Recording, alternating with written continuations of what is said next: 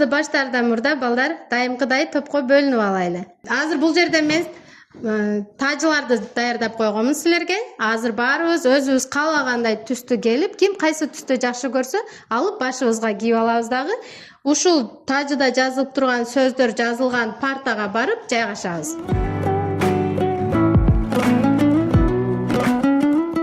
Балдар, маанайыңар кандай? Азыр баарыбыздын маанайыбызды көтөрүш үчүн биз жагымдуу маанай жасап алайлы. Анда силер менен келечекке барып келейли. Диляра демек келечекте врач болгусу келет экен. Бул ким балдар? Мадина ким болот экен келечекте? Милиция кызматкери болот экен азаматсыңар. Бул ким? Баяман. Баяман дагы врач болгусун. Баяман врач болгун келеби? Мен врач болгум келет. Азаматсың. Анда жакшы окушубуз керек, а? Бул ким балдар? Бул ким? Ороз. Ороздун жанындагы? Нуржанат эжекеси, а? Кайсы жакта жүрүшөт экен Ороз менен Нуржанат эжекеси? Каякта бул? Лондонда. Лондондо жүрүшөт экен эжекеси экөө. Алтын эрежени кабыл алып алсак, ким окуп коет алтын эрежени? Мирена. Кол көтөрүп сүйлөө, убакытты туура пайдалануу. Азаматсың. Нуртилек, сен окуп койчу? Бирөөнүн оюнуга билүү, окуу куралдарын таза сактоо. Азаматсың. Эгерде биз ушул эрежелерди сабак ичинде сактасак, биз канча алабыз балдар? 5. Бүгүн сабакта балдар мен силерди жылдызчалар менен баалайм атайын. Сабактын аягында кимдин жылдызы эң көп болсо, демек ошол окуучу 5 алган болот. Түшүндүкпү? Эркайым, сен жашоодо чекитти кайсы жерлерден көп көрөсүң? Мен чекитти, мисалы, топ ордуна турганды, жана ошондой эле асманда жылдыз турган. Азамат, силерге суроо.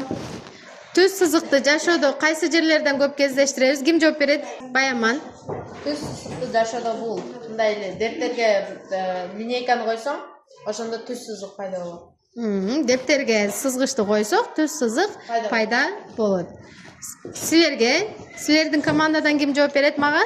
Бурчту биз жашоодо, турмуш тиричиликте кайсы жерлерден көрүп жүрөбүз? Биз бурчту могул тетрадыбыздын мына бурчу болот. Эшик ачканда да бурч бар, жана досканын да бурчу бар. Азаматсың. Демек, бүгүнкү сабагыбыздын темасы чекиттер, түз сызыктар жана бурчтар экен, а? Бүгүнкү сабагыбыздын максаты балдар, Амина окуп койчу. Билим берүүчүлүк максатын. Окуучулар чекит, түз сызык жана бурчтар түрлөрү, айырмалары жөнүндө маалымат алышат. Бүгүнкү сабакта балдар, эгерде силер чекит, түз сызык жана бурчтардын аныктамасын так айтып, жашоодо мисал келтире алсаңар, анда силер 5 деген баа аласыңар. Эгерде негизги аныктамаларды билип, бирок мисал келтирүүдө бир аз жаңылыштык кетирсеңер, канча алат экенсиңер? 4 деген баа алат экенсиңер. Эгерде аныктамаларды толук билбей же чаташтырып жиберип суроолорго так жооп бере албасаңар, анда тилекке каршы канча алып калат экенсиңер? 3 алып калат экенсиңер. Демек, аракет кылып, баарыбыз канча алганга аракет кылабыз? 5 алганга аракет кылабыз, азаматтар. Жашоодогу чекиттерди, түз сызыктарды, бурчтарды биз кайсы жерден көрө алабыз балдар? Биринчи сүрөттү байкап айткылачы. Төмөнкү сүрөттөрдөн кандай фигураларды көрүп турасыңар? Сүрөттөрдү карап ким жооп берет? Жол. Сызыктар түз сызык. Түз сызыктарды көрүп турасыңар, азамат. Кийинки сүрөттө Эркайым. Бул жерде 4 бурчтук. 4 бурчтук. Китептин кырын белгилеп коюптур. Эмнени көрүп турабыз? Түз сызык. Жана ошондой эле парталардын буттары кайсыга мисал болуп кетет экен? Түз сызыкка, бурчка мисал боло алат экен, а? Бул сүрөттөн эмнени байкадык балдар? Эмнени? Чекиттерди, азаматтар дагы сызык, түз сызыкка, жашообузда көрүп жүргөн түз сызыктарга мисал боло алат экен, а балдар, азаматсыңар. Бул сүрөттөн эмнени байкадык? Муслима? Чекиттерди, азамат. Демек биз жылдыздарды алыстан чекит катары эмне кылат экенбиз? Көрөт экенбиз, а? Бул сүрөттөн эмнени көрүп турабыз? Ороз. Бурчтарды көрүп турасың, азамат. Демек биз чекиттерди, түз сызыктарды жана бурчтарды жашообузда Көрүп эле жүрөткенбиз, балдар? Мисалы, чекит. Борду биз доскага койгондо, андан калган изди эмне чекит катары көрсөк болот экен, Чекиттин өңү түсү болбойт, жана анын ошондой эле көлөмү болбойт, майниге эмес. Чекиттин майнысы анын өңү түсүндө да эмес. Чекитти латындын чоң баш тамгасы менен белгилейбиз, балдар. Сүрөттө эки чекит бар, А жана Б чекити. Түз сызыктар эң алгачкы түшүнүктөрдүн бири. Биз мисалы сызгычты дептердин барагына коюп, тийгенде калтырган изди түз сызык деп кабыл алсак болот. Сүрөттөн көрүп турабыз, балдар. Түз сызыктарды биз латындын кичине тамгасы менен белгилейт экенбиз. Чекитти кандай тамга менен белгиледик эле?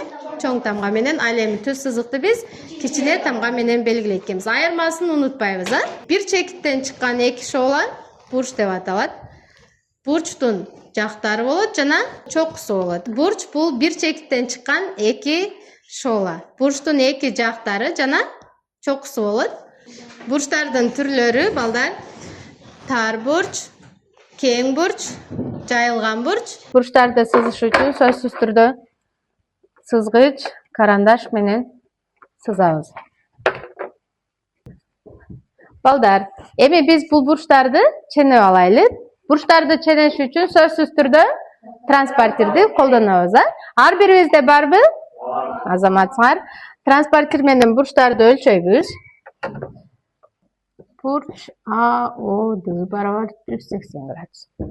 Демек, бурчтардын түрлөрү карагыла, балдар. Эгерде бурч 90 градустан кичине болсо, биз аны тар бурч деп айтабыз. Демек, бурч АОД кандай бурч экен? Тар бурч. Жазып коебуз жанына. Тар бурч. Эгерде 90 градустан кичине болсо, бул берилген бурчтарды вертикалдык бурчтар деп айтабыз. Бул жерибиз бурч А, бурч Б, бурч С жана бурч Д. Демек, вертикалдык бурчтарда, балдар, карама-каршы бурчтары бири-бирине барабар. Бурч А барабар бурч Бга, бурч С менен бурч Д барабар. Дептерибизге, балдар, сабактын темасын жазып, бул жакта панелдеги чиймелерди чийебиз, ар бир бурчтун аталышын жазып алабыз. Мен доскага жазып бердим. Чийменин жанына ар бирин кандай бурч экенин жазып чыгабыз. Өлчөдүңбү? Жанына ар бирин тар бурч, кең бурч деп жазып чыгабыз. Биз силер менен практикалык иш жасайбыз. Ар кимибиз өзүбүз каалагандай бурчтарды жасайбыз.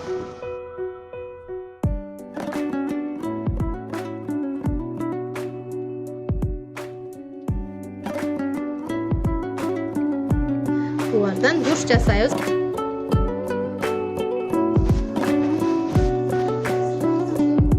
Кимдики кандай бурч чыкса, ар биринин аталышын айтып беребиз.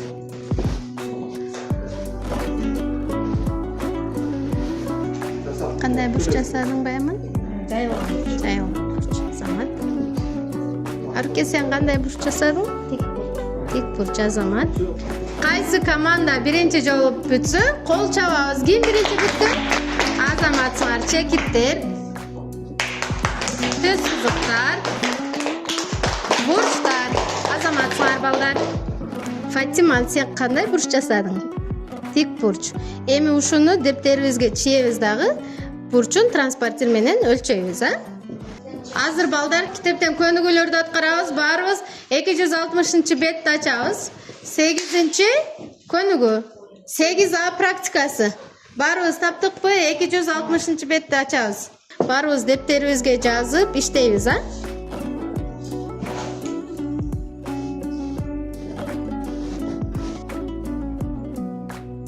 Канча градус экен бол? Биринчиси 9. Бул мисалды, балдар, азыр ордубуздан туруп аткарабыз. Баарыбыз ордубуздан турабыз. Бул көнүгүүнү, балдар, баарыбыз азыр ордубуздан туруп аткарабыз. Мисалы, Баяман. Баяман биринчи мисалды иштейт. Жазып коюп, мен айландык деп колуму чапканда, ороздун ордуна өтөт. Ороздун экинчи мисалын иштейт. Ушундай кылып баракта айланып иштейбиз да, кийин биринчи бүтсө, кол чаап ордуна отуруп калыш керек. Убакыт берем мен, балдар. Анда 1, 2 баштадык. алабыз.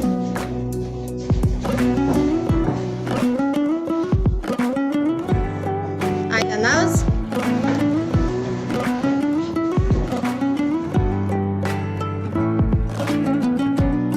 Айланабыз. Азамат сыңар түз сызыктоо эң биринчилерден болуп өттү. Отурабыз. Түз сызыктарга бирден, ар бирине бирден жылдыз беребиз, Бекзатка, Миранага 2 жылдыз, Орозбекке 3 жылдыз. Азыр балдар мен силерге плакатта топто иштөө. Ар бир топко бирден плакаттарды берем, тапшырмаларды, көнүгүүлөрдү ушул жерден аткарабыз. Маркерлер менен бурчтарды, ар бир бурчту жазып алабыз. Жазып чыгабыз. Кайсы топ биринчилерден болуп өтсө, кол чабабыз. Мына батманга жазабыз. Балдар, кайсы бурчту сурап атат силерден балдар? О, О, К бурчун сурап атыптыр силерден. Демек, жоон бул жака жазып коесуңар. Кайсы бурчту сураптыр силерден? Д, О, А бурчу, демек, жоон ушуга жазып коесуңар.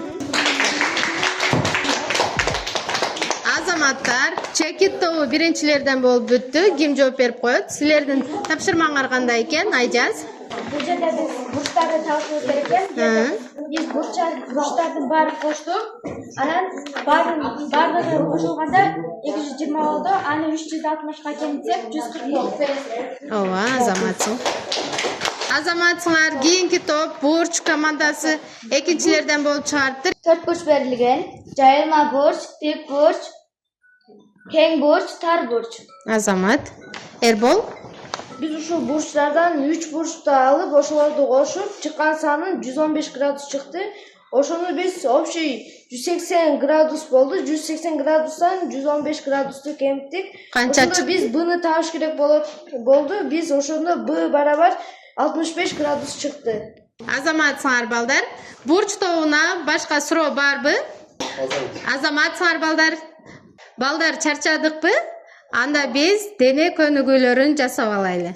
Баарыбыз турабыз дагы, денебиз менен жандуу бурчтарды түзөбүз, Жандуу бурчтарды жасайбыз. Мисалы мен канча градусту түздүм? 90 градус. Азыр бардыгыбыз ушундай кылып денебизди колдонуп бурч түзөбүз.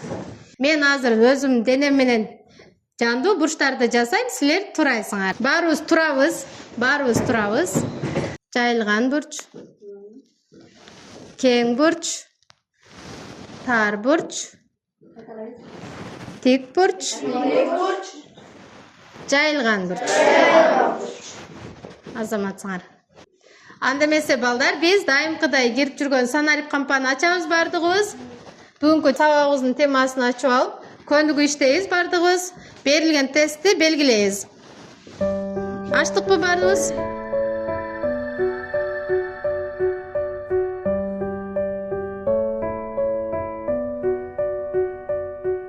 Манжаларыбыз менен дагы бурчтарды көрсөтүп алсак болот. Азыр мен ар бириңерге манжа берем. Ар бирибиз бирден бурч аныктайбыз. Мирена, сен кандай бурч жасадың? Кайсы бурчту аныктадың? Бул жерде манжалардын ортолору бурч болуп эсептелет. Ооба, кандай бурч? Тар бурч. Ооба, азаматсың. Балдар, бүгүнкү сабакка түшүндүңөрбү? Ооба. Суроо жокпу мага? Жок. Анда эмесе бүгүнкү сабак кандай болду? Сонун. Азаматсыңар. Анда эмесе мен электрондук күндөлүккө баа коюп коеюн. Баа коюп койдум силерге күндөлүккө. Үйгө тапшырма 261-беттеги 8-2 көнүгүү. Анда эмесе балдар, саламатта калгыла.